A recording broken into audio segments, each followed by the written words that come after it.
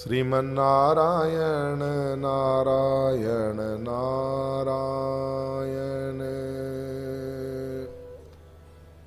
तो महानुभाव, हम जो चर्चा कर रहे थे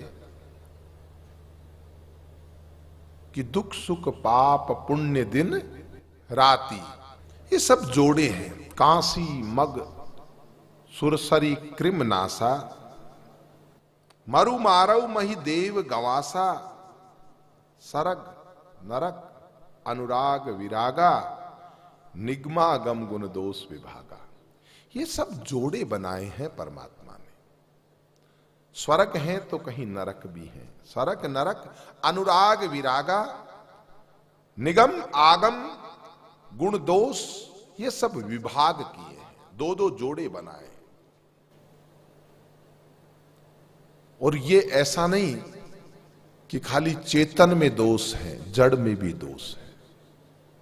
इसलिए बाबा लिखते हैं जड़ चेतन गुण दोषमय, जड़ चेतन गुण दोषमय विश्व कीन करतार।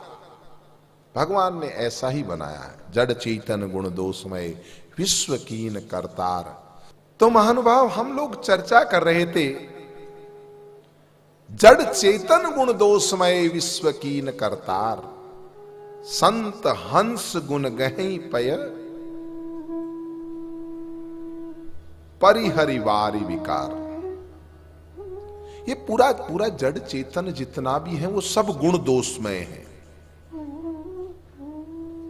किसी भी वस्तु में अगर गुण होगा तो दोष भी होगा। जड़ चेतन गुण दोषमय विश्व कीन करतार। उस परमात्मा ने इस विश्व की रचना यूं ही की है।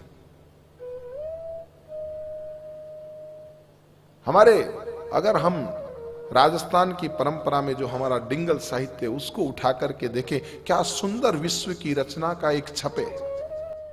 नाग सेन निज नामते नीरज प्रकट नवीन, अज नीरज ते उदित वो थल विचित्रता कीन, धर उरग नेम पथ में पियाल, जल में जमाय कूरम कयाल, चहु दिशा चार दृगपाल, धार दिय शेष नाग सिर टेक भार, ऊपर बनाय तिनके विभाग, के सप्त द्वीप सुंदर सुजाग, के सप्त द्वीप नवखंड फेर, तापर धराय पर्वत सुमेर, तापर बसाय बैंकुंठ धाम, उत्तम आवास सुंदर मुकाम, जहीं बरनपुरी के मेहर आप, तह धर्म करत साचो निसाप, वनराय वृक्ष 18 भार, सही समद रचे सातो समार, 999 नदी निधान, नाला अनंत नहीं प्रमाण, 68 बनाए तीर्थ मुकाम, तहीं सप्तपुरी और 4 धाम, 99 करोड़ खेड़ा सुताप, 50 करोड़ पृथ्वी समाप, यही भांति द्वीप सातो बनाए, ये 7 समद आटा लगा। तजबीज काम विश्वास 20, हिकमत 1000,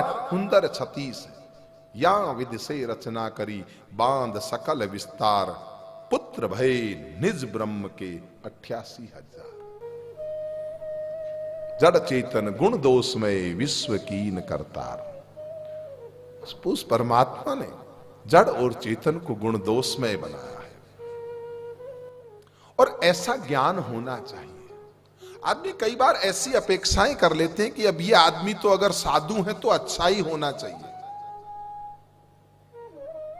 अरे नहीं, कुछ कमियां होगी, सब में होगी, लेकिन हमें गुणग्राही बनना चाहिए। लेकिन हमारा स्वभाव क्या है? 32 दांत मजबूत हैं, लेकिन 32 दांतों में से अगर एक दांत टूट जाए ना, तो हमारी जीभ लप लप करके उन 31 की मौजूदगी की तरफ नहीं जाती, बल्कि बार बार वहीं जाएगी कि यहां कमी है। एक बहुत सुंदर सफेद कुर्ता हमने पहन रखा है, बहुत सुंदर है, लेकिन गलती से कहीं कोई स्याही का दाग लग गया ना, तो पूरे सफेद कुर्ते की तरफ हमारा ध्यान नहीं देता, क्योंकि ये कमियां ढूंढने की हमारी जो आदत पड़ी हुई है वो सीधा उस स्याही के दाग की तरफ जाएगी कि ये स्पॉट ये कहां बना हुआ है। ये हमारा स्वभाव है बाप। तो अस विवेक जब देहि विधाता, परमात्मा जब इस तरह का विवेक हमें देता है, अस विवेक जब देहि विधाता, तब तज दोष गुनहु मनुराता। तब हमें लगता है कि हम गुणग्राही बने। जो है, मैंने कुर्ते में कहा ना, जो सफेदी दिखाई दे रही है उसकी तरफ ध्यान दे। जो एक कमी है, कमी होगी जरूर होगी। इंसान गलतियों का पुतला है। भले ही हम व्यासपीठ पे बैठे, इसका मतलब पूर्ण हम नहीं है, एक परमात्मा के अलावा कोई पूर्ण नहीं है। हमारे में भी कुछ कमियां होगी जरूर, लेकिन कृपानाथ आप उन कमियों को ग्रहण मत करना, अच्छाइयों को ग्रहण करना। आप गुणग्राही बनना, अवगुणग्राही मत बनना। अस विवेक जब देहि विधाता, तब तज दोष गुनहु मनुराता। जब ऐसा विवेक गुरु कृपा से, जब गुरुओं के सानिध्य में अपन बैठेंगे ना, जब प्रेम का पाठ हम पढ़ेंगे, जब हम गुणग्राही बनने का स्वभाव होगा,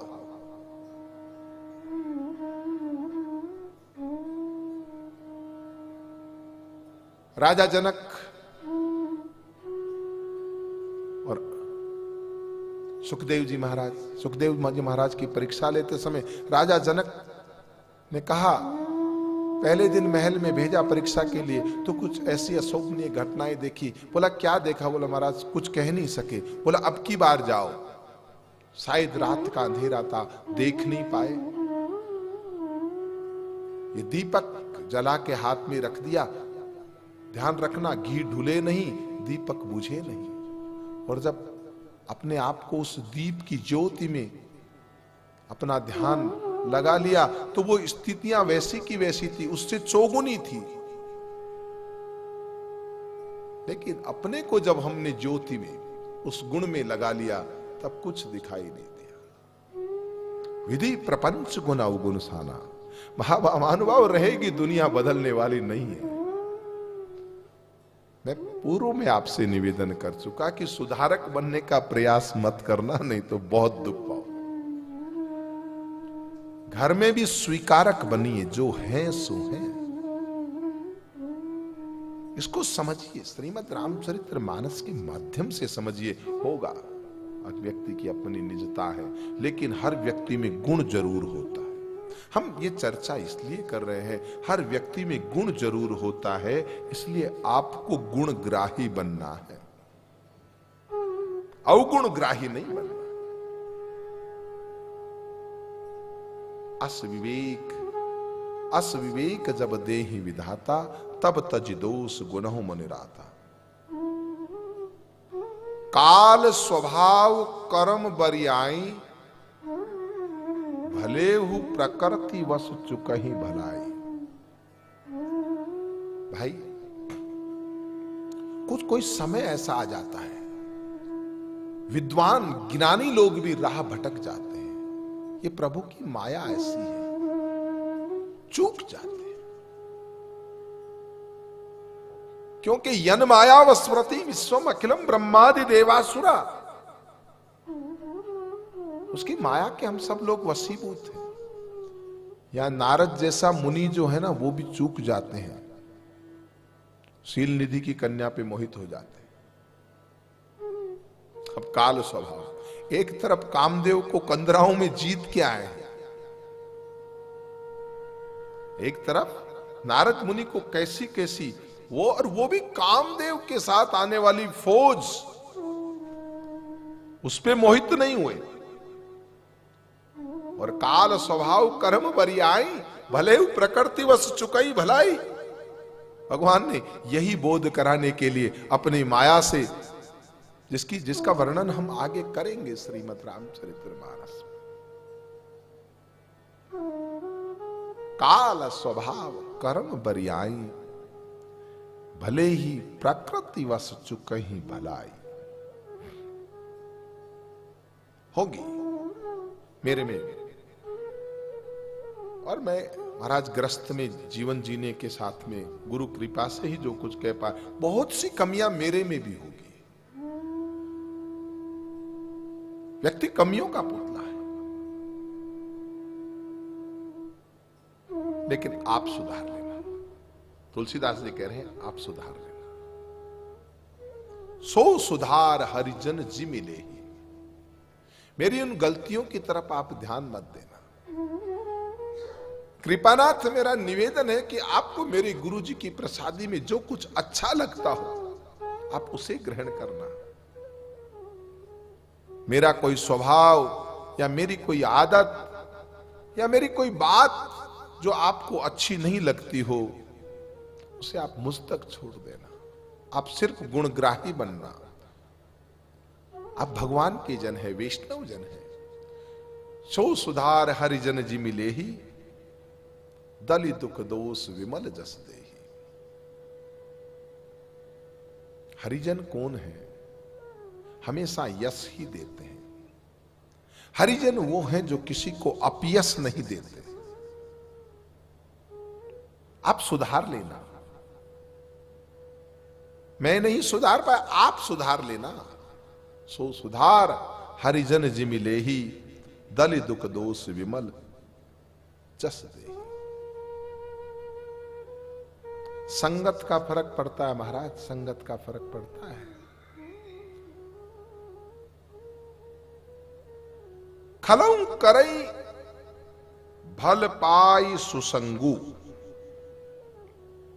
दुष्ट लोग भी जो हैं, अगर उनको महाराज अगर संगत अच्छी मिल गई, खलऊ करई भल पाय सुसंगु। दुष्ट लोगों को भी अगर संगत अच्छी मिलती है तो वो सुधर जाते हैं। हमने सुधरते देखा है। अजामिल गीत गणिकादि जिनकी हम चर्चा करें, जीवन में कैसे कैसे दुष्ट हुए।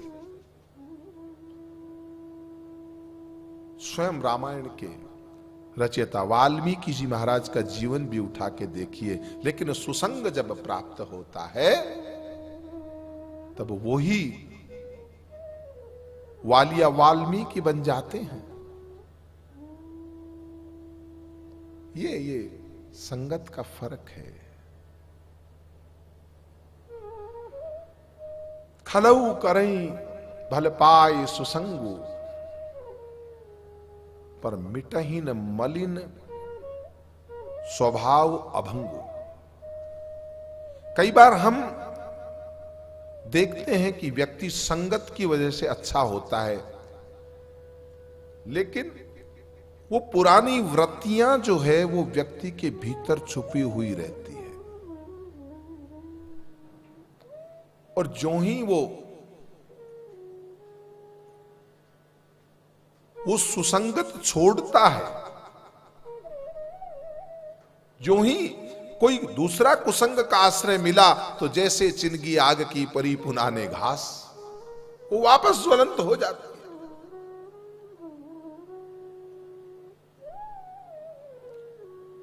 इसीलिए कहते हैं अपना जो गुण दोष है वो कई तो प्रारब्ध में है, कई जन्मों जन्मों की आदतें हैं महाराज, इस जन्म की नहीं, जन्मों जन्मों की आदतें जो हमारे भीतर में छुपी हुई है, उनको निकालना है। तो निकालने की दो राह होती है, एक दमन, एक समन। अगर दमन किया, जबरदस्ती हठ पूर्वक अगर इंद्रियों को रोका तो वो रुक तो जाएगी, भले ही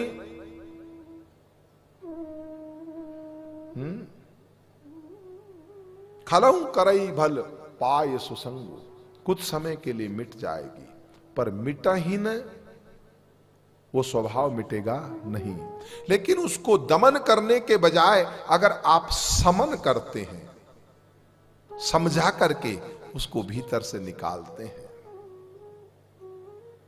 जैसे हम विपස්සना आदि साधना में देखते हैं, सत्यनारायण जी गोइनका, SN गोइनका जी जिस तरह से बताते हैं, जो साधना करते हैं कि ये कितनी पुरानी वृत्तियां कहां कहां छुपी हुई है, वो पुनः जागृत नहीं हो तो उसका अभ्यास ध्यान है, गुरु की कृपा है, गुरु का अनुग्रह है।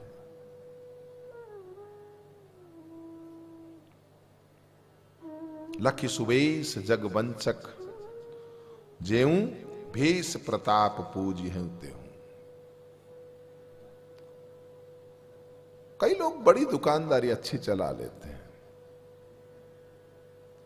भेष के प्रताप से पूजे जाते हैं।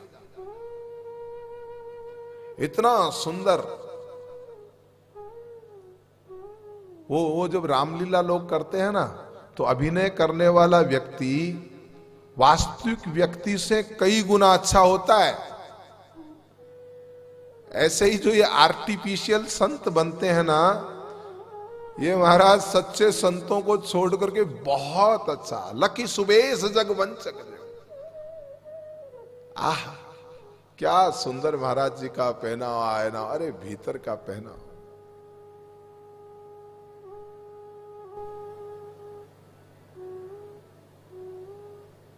मुझे एक संत का किस्सा, जहां तक मैंने सुना था, शायद वो रविंद्रनाथ टैगोर थे, पर मैंने सुना था कि एक बार अमेरिका जब गए तो किसी ने निमंत्रित किया कि महाराज यहां पधारना है। वो देवी बड़ी अच्छी कुलीन घराने से थी। महाराज मैंने उनको बुलाया है, उपराष्ट्रपति भी आएंगे, वो भी आएंगे, बड़े मंत्री आएंगे, आप आना। और वो अपनी निजता में चले गए, यूं ही घूमते फिरते फकीर की, चलो भाई निमंत्रण है, चलते हैं। और वहां जाते उसने कहा, मैंने आपके लिए बहुत कुछ कहा कि गुरुदेव पधारेंगे, गुरुदेव रविंद्रनाथ। बाप जी आपका यहां अमेरिका में इतना नाम है, ये है, और आप ये ऐसे ही बिल्कुल कोई ड्रेस व्रेस चेंज नहीं की, ऐसे ही चल के आ गए। कहा मैंने सोचा भाई आपने मुझे बुलाया था इसलिए। मैंने आपको बुलाया था, लेकिन आपके लिए मैंने आयोजन किया, देखो कितने बड़े लोगों को मैंने आमंत्रित किया है। महाराज मेरी तो पूरी, आप कुछ बन के आइए, बिल्कुल ड्रेस व्रेस चेंज करके, महाराज बिल्कुल लगना चाहिए, आप बिल्कुल उच्च कोटि के संत, लगना चाहिए महाराज आपके। गुरुदेव ने कहा मैं आता हूं। वापस दोबारा गए, बढ़िया सिल्क विल्क का कुर्ता पहन करके आए और बढ़िया ड्रेस, और उन्होंने परिचय कराया। तो जब भोजन की नंबर आया तो वो चम्मच से लेकर के अपने कुर्ते को भोजन कराने लगे। तो पीछे पड़ गई, महाराज आप ये क्या कर रहे हैं, ये पागलपन। तो उन्होंने कहा आपने मुझे थोड़ी बुलाया था, आपने तो इन वस्त्रों को बुलाया था ना। अगर इनकी वजह से मेरी शोभा होती है, वो जिनका भी हो, मुझे जहां से ये प्रसंग सुनने को मिला, मैं पढ़ा नहीं, पर मुझे सुना कि ये रविंद्रनाथ टैगोर से संबंधित था, जिनसे भी था। हम यहां जो दृष्टांत देते हैं वो आपको समझाने के लिए देते हैं महानुभाव, जिनके की जीवन की, उन्होंने उन कपड़ों को भोजन खिलाना स्टार्ट कर दिया कि आओ भाई आप भोजन करो। तो वो बोली, वो समझ गई, बोला बेटा तूने मुझे तो नहीं बुलाया था, मैं तो कुछ समय पूर्व यहां पे आया था, तब तूने कहा बाप जी आप पधारिए, मैंने आपके लिए क्या क्या प्रचार किए हैं, वो गुरुजी आए हैं, हिंदुस्तान से आए हैं, बड़े समझदार हैं। तो श्रीमद् रामचरितमानस में कहा है, लखि सुबेश जग वंचक जेऊ वेश प्रताप पूजी है तेऊ। लेकिन भाई उनकी दुकानदारी बहुत जल्दी चल जाती है और चल रही है।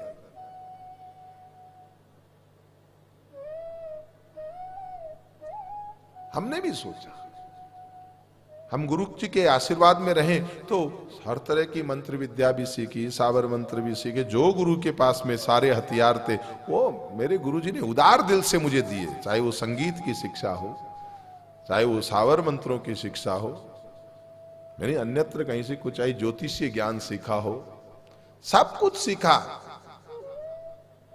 लेकिन आप लोगों के सामने जब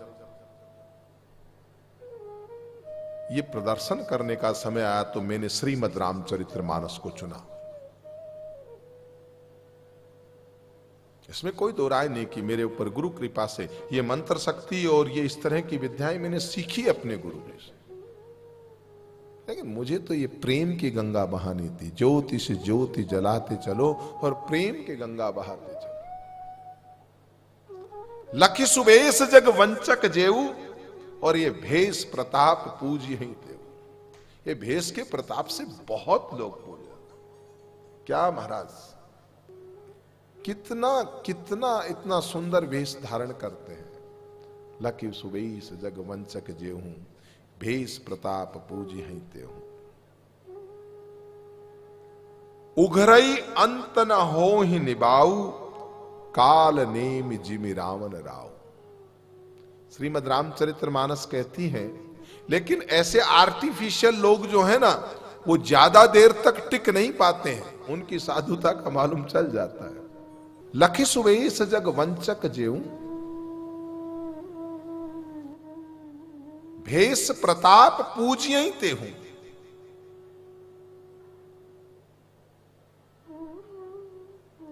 उघरई अंत न हो ही निबाहू और काल नेम जिमि रावण राव। देखो रावण ने भी फिर ऐसा भेष बनाया। सीता जी का हरण करने के लिए रावण ने भेष बनाया, बिल्कुल साधु बन गया। और मैंने कहा ना, सच्चे साधु से आर्टिफिशियल साधु बस इस तरह। अरे साधु को तो ये मालूम नहीं रहता दुपट्टा डाला है कि नहीं डाला है, कुछ पहन रखा है कि नहीं पहन रखा है, अपनी निजता में मस्त रहता है वो आदमी। लेकिन जो साधु बनने का जो अभिनय करते हैं ना, वो तो सच्चे साधु से कई कई गुना अच्छे दिखाई देते हैं। काल नेमि जिमि रावण राव के सुबेश साधु सन्मान जिमि जग जामवंत हनुमान। एक तरफ कपड़ों से पूजा होती है, आ जाता है चक्कर में सीता जी जैसी भी आ गई। हां, प्रथम दृष्टया तो वो लोग फायदा उठा लेते हैं। काल नेमि जिमि रावण, हनुमान जी महाराज भी गुरु बनाने के लिए लगे काल नेमि। लेकिन आर्टिफिशियल लोग जो है वो ज्यादा दिन तक महानुभाव टिकते नहीं है, उनकी पोल खुलते समय नहीं लगता है।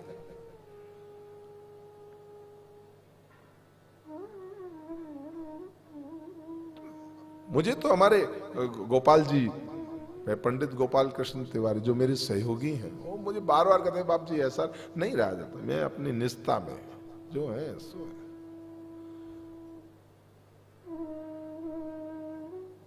जो गुरु की कृपा बोलेगी, कृपानाथ मेरी कथनी से आपका संबंध है।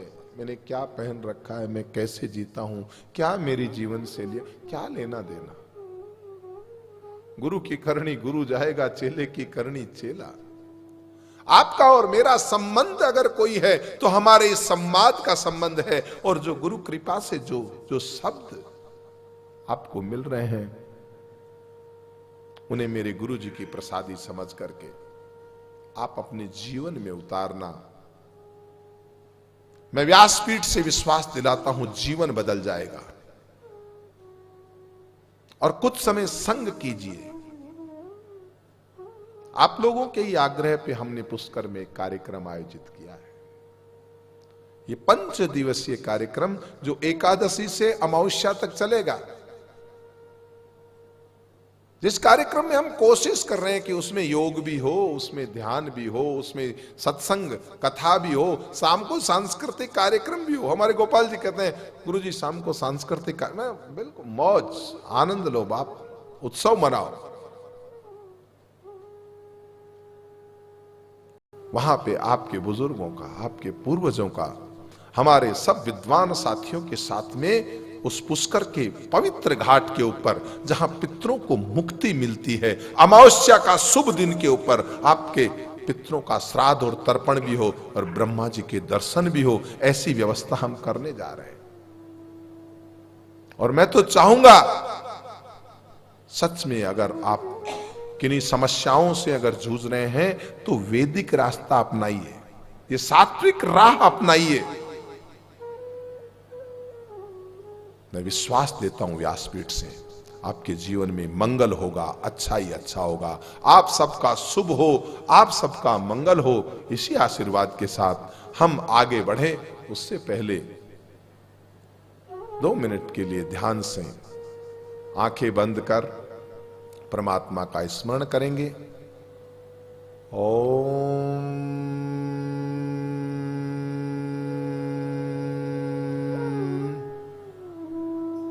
नमो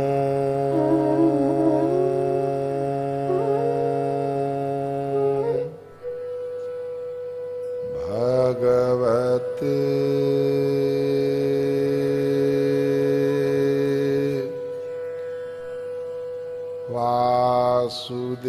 वासुदेवाय।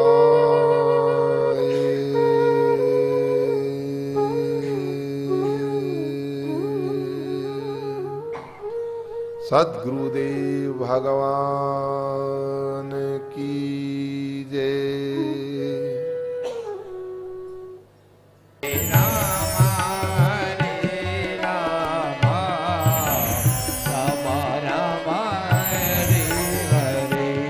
हरे राम